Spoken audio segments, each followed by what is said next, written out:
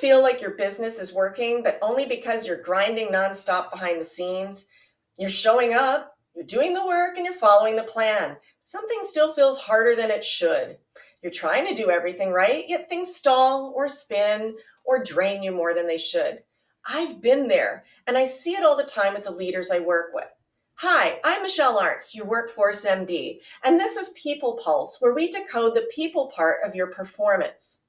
Now, here's the truth. You're not broken. You're bottlenecked. And in most cases, the bottleneck isn't strategy, it's wiring. You see, we all have a leadership operating system, an internal set of behaviors, instincts, and patterns that drive how we lead, decide, plan, and interact. The problem is most people don't know what theirs is. And when you don't understand how you're naturally wired to lead, you start running your business against yourself. Let me show you what I mean. Let's say this person over here is wired to move fast, take action, and improvise. They're great at chasing the next idea. They're probably going to skip the details. Now, this person, they're all about process, stability, and structure. They like to plan, not pivot. Put them on the same team, or worse, make one report to the other without understanding their wiring, and you've got friction. Both people start thinking the other one's the problem, but it's not a people problem. It's a fit problem. So let's talk about where to start, because knowing that you have a leadership operating system is one thing, but knowing how to work with it is where things get really powerful. Here are 3 reflection questions I give to my clients when we're just starting out. First, what part of your business drains you the most? This isn't just about what's hard, it's about what feels exhausting, even when you're technically good at it.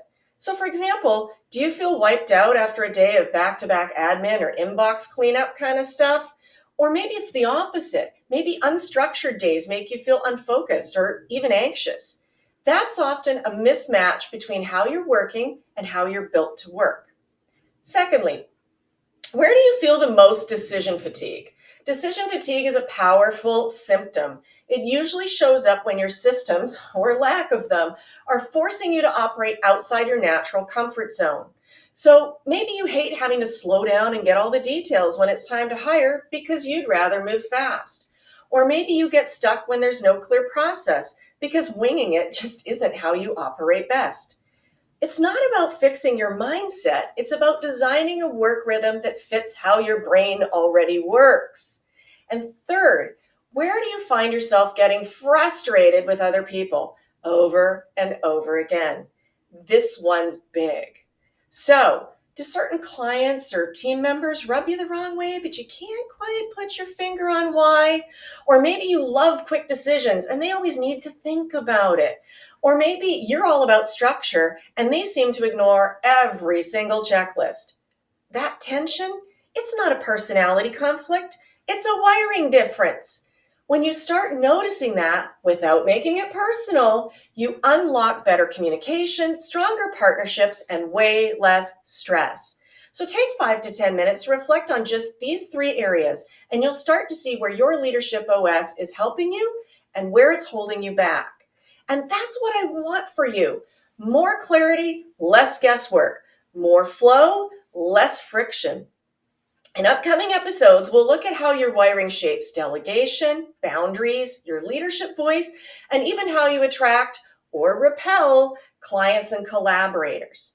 So if this helped you see something in a new light, be sure to hit subscribe so you never miss a new episode.